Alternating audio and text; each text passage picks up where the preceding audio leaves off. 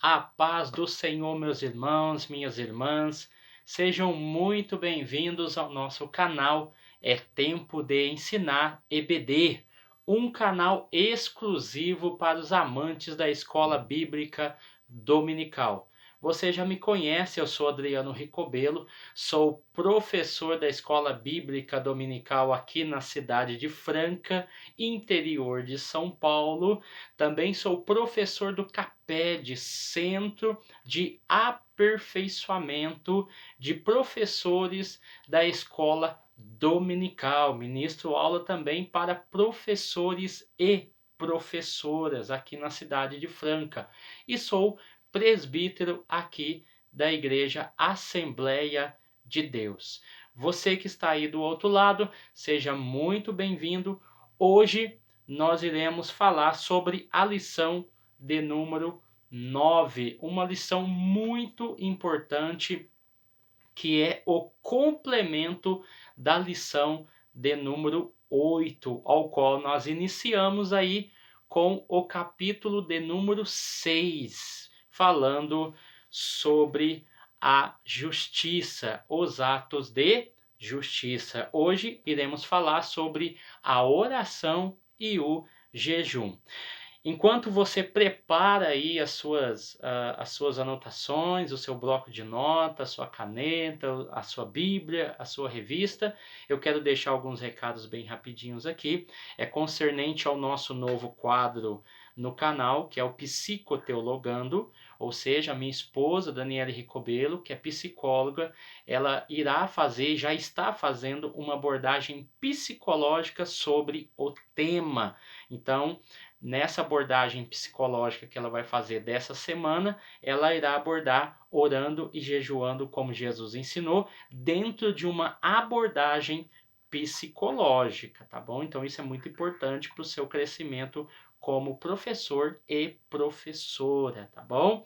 Nós temos aí no nosso canal tudo separadinho, as playlists. Se você quiser assistir as playlists sobre o Psicoteologando, já está lá separadinha. Sobre as reflexões também já está separado. E sobre as aulas também está ali num formato bem didático e bem convidativo, tá bom?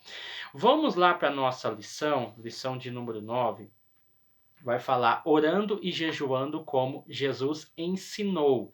Então nós temos uma regra, um padrão a ser seguido. É assim como Jesus ensinou, tá? Então, como o assunto é muito amplo, assim como foi a lição de número 8, e é também muito extenso, todo professor e professora tem que tomar o cuidado de não sair do foco da lição, do foco que o autor nos colocou, tá bom?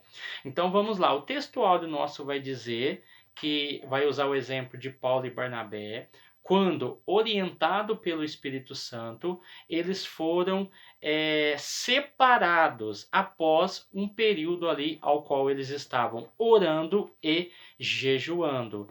Na igreja de Antioquia, nós vamos lá ver, em Atos capítulo 13, que ali havia profetas e mestres, e dentre eles estavam Barnabé, Simeão, Lúcio, Manaém e Saulo. Então, através da oração, do jejum que eles estavam fazendo ali na igreja de Antioquia, aonde havia uma constante oração e jejum, nós vamos ver o Espírito Santo atuando através desses mecanismos e separando através da imposição de mãos Paulo e Barnabé, tá bom? Então é um exemplo aqui aonde a oração e jejum estavam presentes, tá?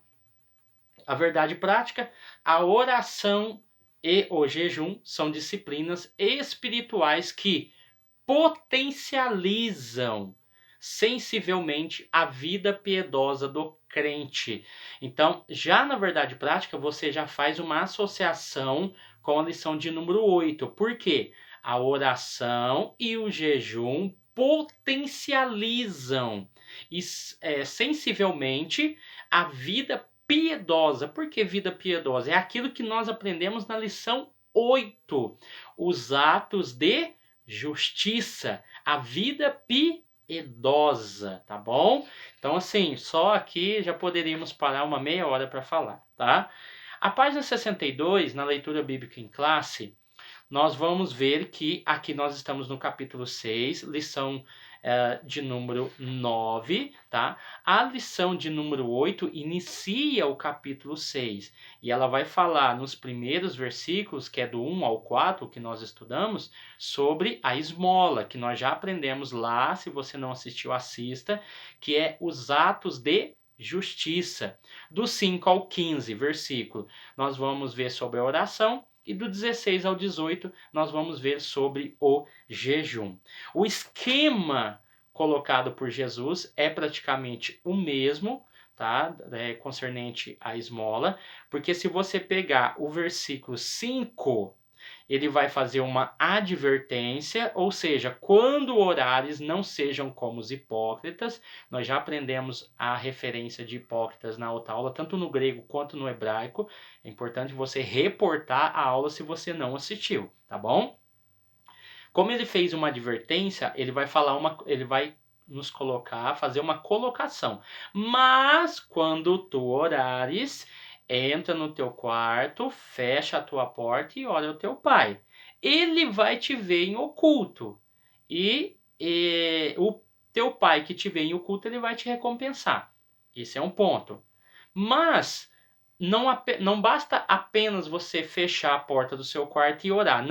Não useis de vãs repetições. Então, isso nós vamos aprender aqui quando a questão das vãs repetições, ou seja, a oração seja objetiva, ela também seja sensata, tá bom? Então, ela tem que ser sensata e objetiva. Parar de ter vãs repetições nas orações, nós vamos aprender sobre isso. Aí ele vai dar o quê? Ele vai dar a oração padrão, ou seja, que contém os elementos. O que tem que ter nessa oração padrão que Jesus colocou? Quais são os elementos que compõem essa oração padrão? Primeiro, a direção, o alvo, que é o Pai. Segundo, ele está aonde? Está nos céus. Nós temos o que também? Se ele está nos céus e nós fazemos a oração do Pai, o que tem que ser louvado é o seu nome. O versículo 10. O teu reino esteja presente entre nós, então, através do seu reino seja feita a sua vontade. Nós já falamos isso também nas outras aulas. E nós vamos ver alguns elementos que vontade seja feita na terra quanto no céu. Aí ele vai colocar alguns elementos primordiais para a vida do ser humano, que é o pão nosso e a questão do perdoar. Se uma vez fomos perdoados, nós temos também que repassar esse perdão. E o último elemento da oração é a tentação, para nos livrarmos da tentação. E nós já falamos que a questão da esmola, que é os atos de justiça, serve também como uma tentação, tá bom? Aí o versículo 16 vai falar sobre o jejum e vai usar os mesmos critérios concernente à oração. Não vos mostreis contristados como os hipócritas, que também, quando oram diante da sinagoga, nas esquinas, em pé, para todo mundo ver. Aí ele vai dizer, porém, tu, versículo 17, quando jejuares, unge a cabeça e lave o rosto, para não pareceres aos homens que jejuas. E aí a mesma ênfase vai ser dada no jejum, para que o teu pai que te vê em oculto te recompensará, tá? Então há aqui uma recompensa, tá bom? Então o tema jejum está no padrão dessa oração que foi feita, desse contexto, tá bom? Então, aquilo que é verdadeiro, aquilo que é hipócrita, e também nós temos a oração válida pelas obras justas. Então, a oração vai ter valor a partir do momento em que os seus atos de justiça sejam realmente justos e não hipócritas, tá? Eu quero fazer um paralelo bem rapidinho aqui. Quando você vai para o capítulo 8, nós falamos sobre os atos de justiça. atos de justiça está ligeiramente direcionado ao homem, ou seja, eu faço para o homem e recebo do homem. A oração, ela não é para o homem, ela é para Deus, ela é direcionada para Deus. Então, por isso que a oração começa: Pai nosso que estais nos céus. Então, a oração vai para Deus. Quando nós falamos de jejum, jejum não é para Deus, não é para o homem, ele é pessoal e nós vamos aprender isso. Então, essas três dinâmicas é importante você gravar aí, tá bom? Então, vamos lá. A introdução, logo na introdução, nós vamos falar aqui sobre a oração e o jejum, que são os pontos principais abordados nessa lição. Como referência da oração, nós podemos usar Gênesis 4, versículo 6, que ali começa-se a invocar o nome do Senhor através de Enos, filho de Sete, tá bom?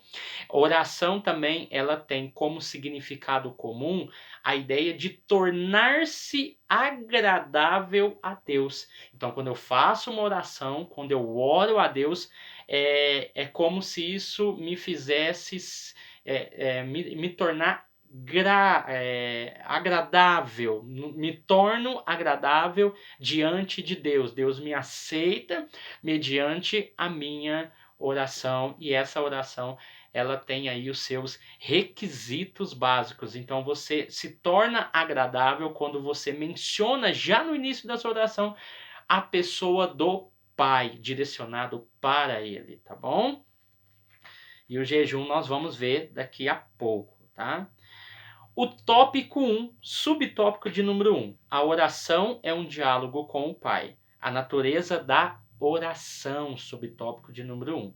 A oração é um diálogo, é por isso que se torna agradável uma pessoa que conversa com você, que te entende, te compreende, te expõe os problemas sem te acusar, tá? A oração é muito isso. Você não está orando para acusar Deus por causa das suas falhas e dos seus problemas, mas pedir, clamar, suplicar uma ajuda. Então, quando você conversa com alguém, você tem uma conversa agradável. Por mais que você esteja falando de algo ruim, isso se torna agradável porque dá possibilidade da outra pessoa te ajudar.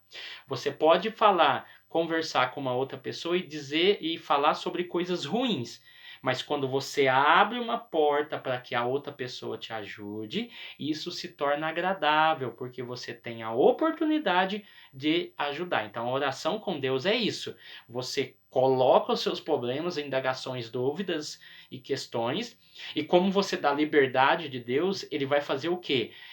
A oração se torna agradável, por mais que seja ruim, mas você abre uma porta dizendo: Deus me ajuda, compadece da minha alma, tem misericórdia de mim, e ele vai e age, porque isso é agradável a Deus e não a situação que você está vivendo, tá bom? Vamos lá.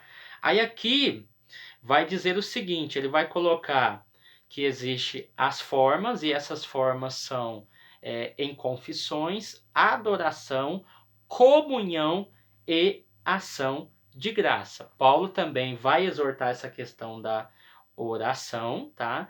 E nós vamos usar como exemplo aqui Filipenses, capítulo de número 4, versículo de número 6, que vai dizer: não andeis ansioso por qualquer motivo algum, tá? Então você vai ver que Filipenses, ele vai abordar o texto e vai dizer: não andeis ansiosos por motivo algum, tá bom? Por quê? Colossenses 4:2 completa isso, pelo fato dele dizer: continuamos firmes na oração, sempre alerta ao orarem e dando graças a Deus, tá?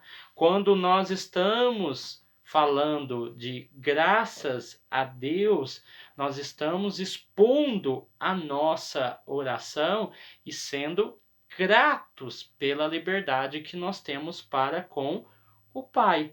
Porque Filipenses 4, versículo 6 vai falar, como eu já disse: não andeis ansiosos por motivo algum. Ou seja, as suas solicitações, como o próprio versículo disse, sejam declaradas diante de Deus por meio da oração, da súplica e de ações de graça. Então, quando nós falamos de oração, nós estamos dizendo assim, olha, primeiro eu vou elevar a minha oração a Deus, porque é Ele que pode resolver. Eu levando as minhas orações a Deus, eu suplico, eu clamo a Ele. E fazendo isso, eu dou ação de graça. O que é ação de graça, na verdade? Seria o coração agradecido. O coração agradecido está na ideia de Deus receber, aceitar a minha oração, porque ele viu que isso foi agradável diante dele. Então nós vamos ver que Filipenses com Colossenses, que é o texto que o autor colocou, se casa muito bem. Não andeis ansiosos por coisa alguma. Por quê? A sua solicitação tem que ser conhecida diante de Deus, tá? E que essas orações, que é o meio, o caminho, sejam feitas através de súplica e ação de graça, ou seja, um coração agradecido por aquela pessoa te ouvir. No caso aqui, o próprio Deus. Quando você conversa com alguém, você diz para ela: muito obrigado por você ouvir-me. Muito obrigado por você me dar atenção, porque você me ajudou. Assim é Deus. Deus, eu estou grato a ti porque você ouviu a minha oração e você me respondeu, você agiu, você entrou com providência, você me escutou enquanto todo mundo não me escutava, tá bom? Então você sente o coração abrasado, aquecido, o teu coração, a tua alma e o teu corpo estremece e treme, entendendo que Deus falou com você, tá bom? Então vamos lá, que ele vai citar a mulher sírio-fenícia, depois eu peço para você reportar a esse capítulo, tá bom? A questão da oração aqui também. A página 64, nós vamos falar aqui sobre a oração intercessória, que é aquela oração que você faz pelo outro, tá bom? Porque isso é muito importante. A oração fazia parte da igreja. Atos capítulo 12, versículo 5. A Bíblia vai dizer ali que Pedro estava preso e a Bíblia nos informa que a igreja estava em contínua oração por Pedro, tá? Isso é um exemplo muito claro da igreja. Deus enviou o anjo lá dentro e livrou Pedro. E Pedro chegou lá e bateu. Rude olhou, falou assim: é o teu anjo. Aí ela voltou depois e viu que era Pedro que estava sendo liberto, tá? Então foi liberto da prisão ali, das cadeias que o cercavam, porque a igreja estava orando e intercedendo. Isso é muito importante, tá? Peça oração para sua igreja, peça oração para o seu pastor, porque a oração de um justo pode muito em seus efeitos. Mas na hora que tiver oportunidade também, ora, interceda pelo outro, tá bom? O texto aqui no subtópico 2, como os homens de Deus viam a oração. O autor vai tratar a oração como um recurso espiritual, tá bom? E logo nós vamos ver que a oração é apresentada como uma ordem. Lucas 18, versículo 1, vai dizer que nós devemos orar sempre e nunca desanimar. Isso faz parte da nossa vida, nunca desanimar, porque às vezes nós oramos e não acontece. Nós oramos e as coisas não fluem. Nós oramos e as coisas não estão de acordo com o nosso tempo, mas Deus não trabalha com o nosso tempo, Deus trabalha com o tempo kairos, tá bom? O tempo da oportunidade. Tempo cronos é esse crono que nós temos aqui de tempo. O kairos não, é tempo da oportunidade, ou seja, no momento certo, na hora certa, no tempo certo, no local certo, Deus vai lá e manda a bênção e te ajuda. E isso faz muita diferença, porque você acreditou, orou, confiou e esperou a resposta de Deus. 1 Tessalonicenses capítulo 5, versículo 17, citado pelo autor, tá bom? Orem sempre e sejam agradecidos. Já reparou que quando se fala de oração, fala de ação de graças, de agradecimento, e a oração com ação de graças é um coração agradecido. Você está tendo a oportunidade de orar e pedir a Deus a misericórdia, a graça, a bênção, aonde você não encontra em outro lugar, somente Deus pode te dar, tá bom? Vamos lá. 1 Timóteo 2:8 vai dizer assim: em todos os lugares, os homens orem, levantem as mãos sem ódio ou brigas. Isso é muito importante quando nós falamos de oração. A oração, ela pode ser feita em todos os lugares. Não existe um local específico onde Deus fala mais do que o outro. A igreja é importante, sim. A escola dominical é importante, sim. Deus fala, Deus cura, Deus liberta. Mas não importa o lugar onde você esteja. É na sua casa, lavando roupa ali. Homem também lava roupa, tá, irmãos?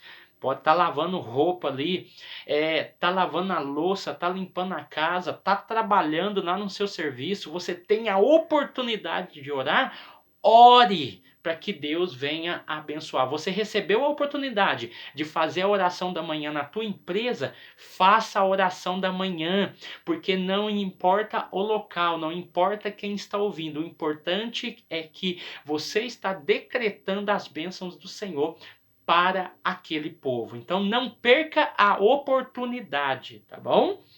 Vamos lá no subtópico de número 3, a maneira de orar. Existe uma maneira correta, tá? Portanto, vós oreis assim. Quando nós olhamos aqui nessa questão do padrão, a maneira de orar, vamos entender primeiro uma coisa. A oração faz parte, sempre fez parte da igreja. Atos capítulo 2, versículo 42.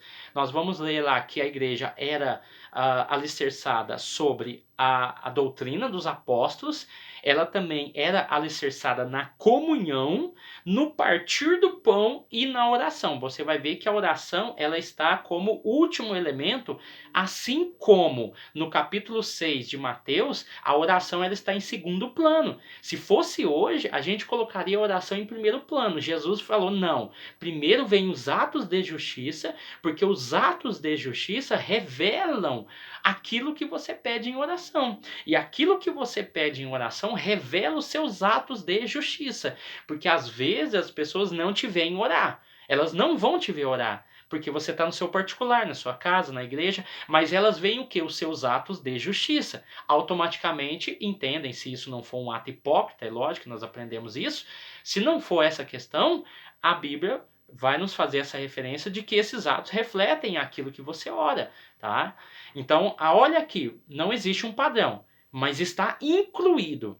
Existe um padrão do modelo da oração, ou seja, quais os elementos que devem compor a nossa oração, tá? O perdão, a misericórdia, o direcionamento a Deus, a questão da necessidade diária, você pedir a Deus aquilo que você precisa. Então, olha para você ver que não existe um padrão correto de orar, mas existe elementos dentro da oração que dá padrão a ela, tá? Tudo bem? Você entendeu até aqui? Compreendeu? Raciocinou? Coloque isso em prática, tá? Não existe um padrão, não existe uma norma, mas dentro da oração existem padrões que devem ser respeitados e observados, tá? Aqui, a quem a oração deve ser dirigida, nós já falamos, tá? Ponto B, a postura do corpo. Não importa, em pé, deitado, prostrado, sentado, andando, de joelho, mãos estendidas. É por isso que Timóteo, que nós lemos aqui, em todos os lugares, levantem a vossa mão para abençoar, mas sem ira e sem contenda. Tá?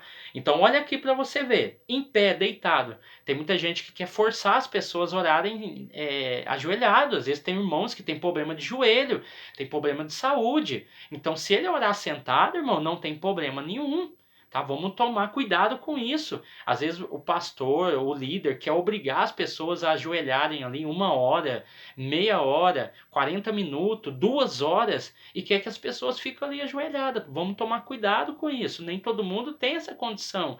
Nem todo mundo às vezes tem esse preparo físico também. Tá bom? E também nem todo mundo tem essa força às vezes no corpo para fazer isso. Então, independente da forma como se deve orar, o importante é que esteja orando. Essa é a grande questão, tá bom? Então, o ambiente e o momento também não é empecilho para que você não possa orar.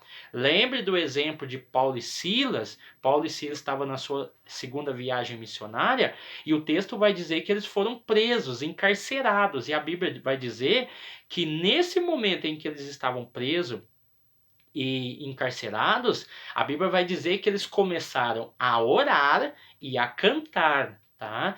E quando houve a oração sincera, o coração agradecido, olha para você ver, quando a gente fala de ação de graça, a gente está falando isso, o coração agradecido independente da circunstância, o coração agradecido é ação de graça. Senhor, eu estou aqui nessa situação, mas não foi por erro meu. É como se Paulo estivesse falando isso. Senhor, eu estou aqui não é por erro meu. Eu estou aqui não é porque eu cometi um delito. Eu estou aqui por causa do teu evangelho, por causa da tua obra. Então ele não tinha outro motivo a não ser orar e jejuar, orar e cantar. E a Bíblia vai dizer que Deus mais uma vez entra com uma libertação extraordinária e fantástica. E assim acontece outro grande milagre na segunda viagem missionária de Paulo, tá? Então é tremendo, é maravilhoso. O horário da oração, nós podemos falar que ter um horário regular para falar com Deus é bíblico e bom, tá? Ter um horário. Mas o fato de devermos orar sempre é importante. Dentro dessa questão do orar sempre, nós temos que entender uma coisa. Por exemplo, existe um tempo para orar? A pessoa que ora 10 minutos antes de dormir, ou 5 minutos na hora de dormir, ou de levantar, eu tenho que entender uma coisa, irmãos. Põe uma coisa na sua cabeça. Você não é a medida da oração dos outros. Você não pode impor uma experiência particular e peculiar sua. Tem irmãos que não conseguem orar meia hora antes de dormir. Tem irmãos e irmãs que não conseguem orar 1 hora antes de dormir ou depois que acorda. Então vamos respeitar a espiritualidade do próximo, tá? Porque nós não podemos impor a nossa espiritualidade como regra e conduta. Não, tem que fazer assim porque assim é certo. Não, irmãos. Nós temos que parar com isso de ficar medindo as outras pessoas através da nossa experiência particular. Cada um tem o seu momento com Deus, a sua experiência com Deus, a sua profundidade com Deus. Se o irmão consegue orar 5 minutos antes de dormir, 10 minutos, que ora, irmão, é melhor orar do que não orar.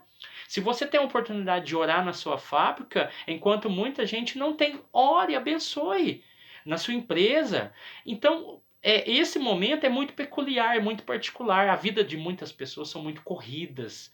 E às vezes nem tempo, às vezes a pessoa mora numa cidade grande, eu tô falando pro Brasil inteiro, irmão.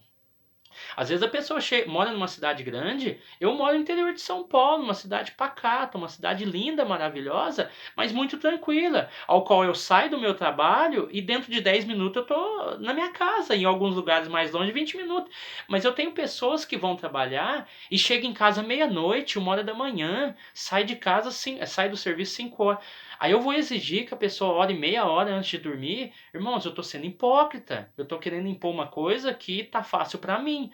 Então vamos respeitar e ajudar essas pessoas, tá bom? Não quer dizer que elas são menores ou que a espiritualidade delas são menor. Pelo contrário, são guerreiras, trabalhadoras, e isso deve ser levado em consideração, tá bom?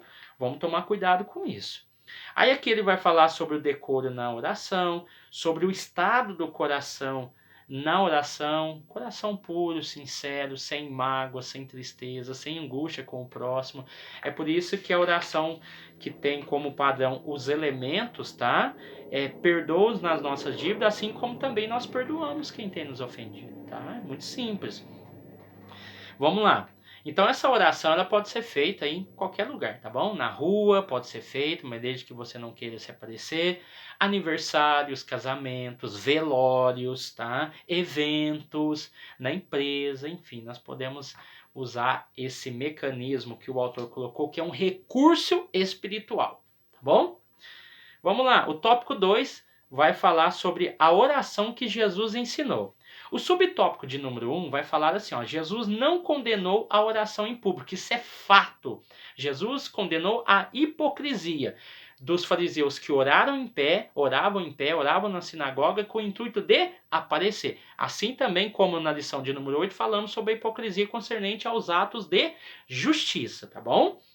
Jesus não condenou a oração pública, ela é aceitável, recomendável, como eu disse aqui, rua, aniversário, casamento, velório, evento, empresa, enfim, tá? Aí ele vai dizer, o que Jesus condena é a oração que quer individual, quer coletiva, ela tem como intuito a ostentação do orador. O orador ele quer aparecer mais do que o pedido da oração.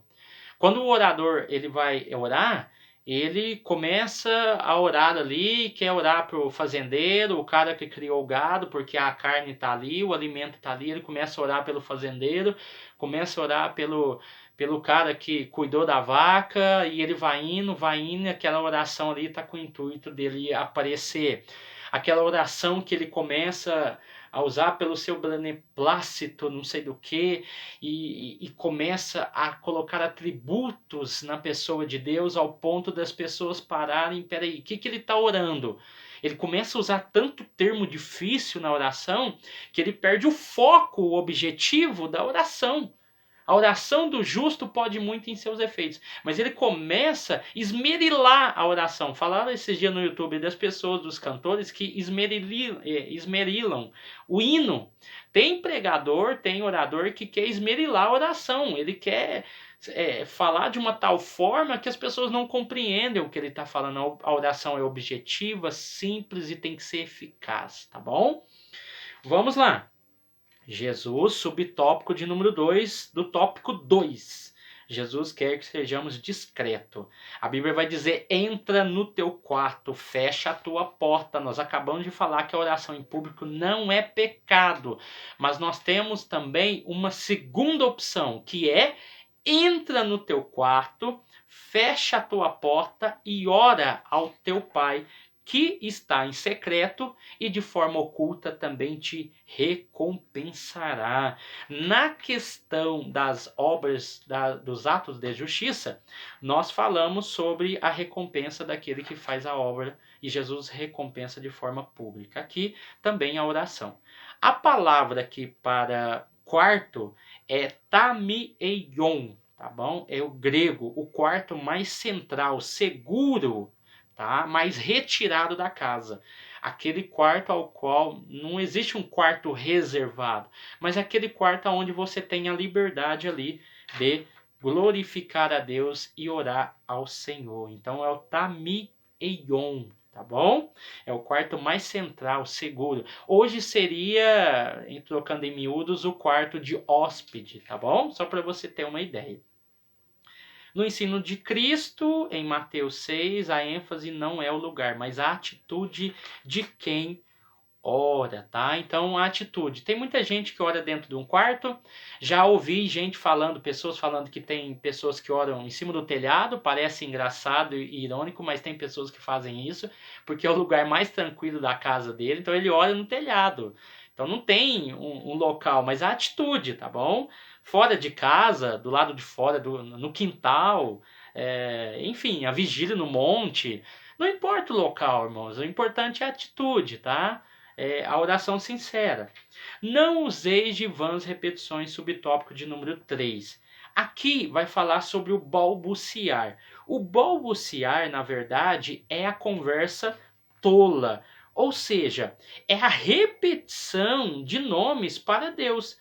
Assuntos, né, que você começa a repetir. Então você quer orar muito para se mostrar para as pessoas e às vezes você começa a repetir um monte de coisa. A coisa que você falou lá no começo. Então a oração ela está amassando barro. Então o termo aqui seria, para vãs repetições, é balbuciar.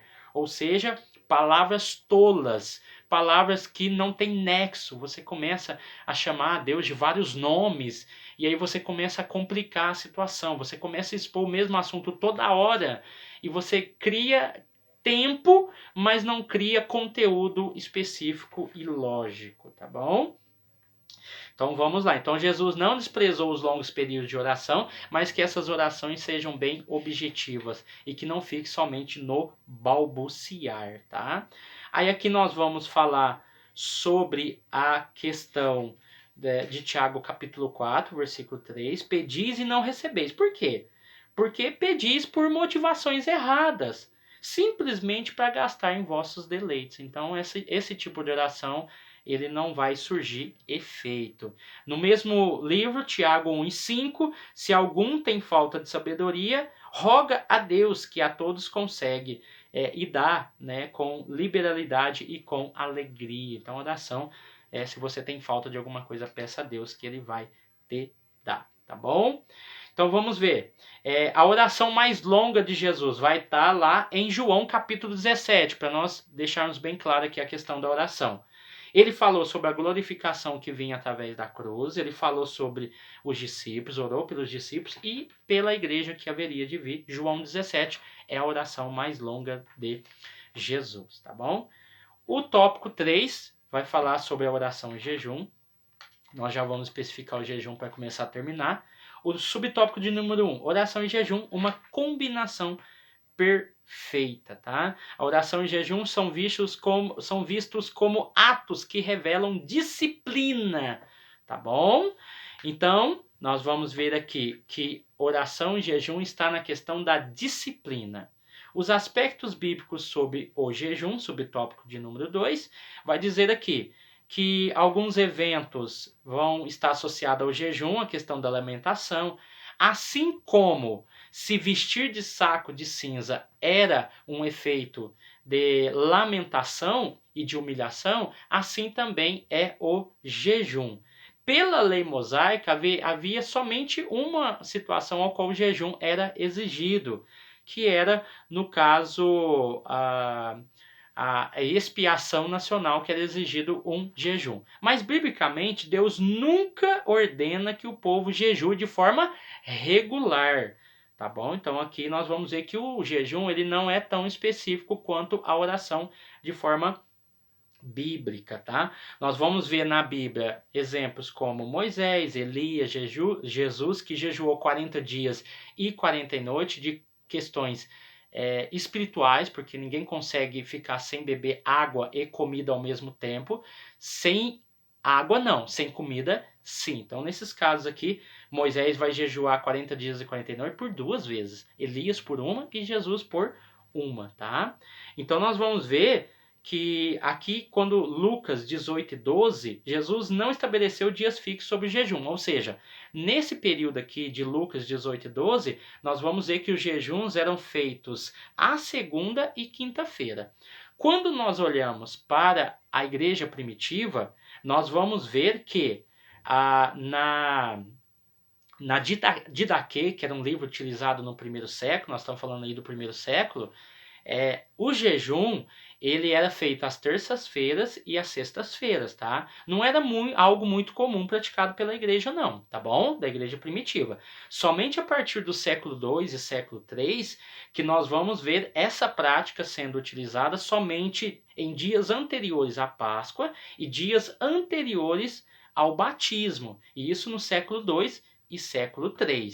Então, nós vamos ver que, a não ser que a aflição da alma no dia da expiação inclua o jejum, tá? Então, o jejum, ele é algo particular, ele não é um mandamento, assim como a oração, tá bom? Então, se nós vamos ver aqui, mas você pode usar aí Marcos capítulo 9, versículo 29, Mateus 17, 21, aí aqui abre um parêntese, eu vou só falar porque pode acontecer de alguém perguntar.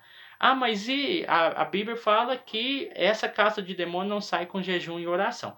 Teologicamente, se você usar Marcos 9, 29 para justificar o jejum e também Mateus 17, 21, o argumento é que esses textos não estão nos textos mais antigos encontrados nas cavernas de Qumran, tá bom? Então, se alguém questionar nessa questão, você já vai saber responder. Então, eu peço um pouquinho de atenção nessa questão, porque o jejum não é algo obrigatório, ele é algo pessoal.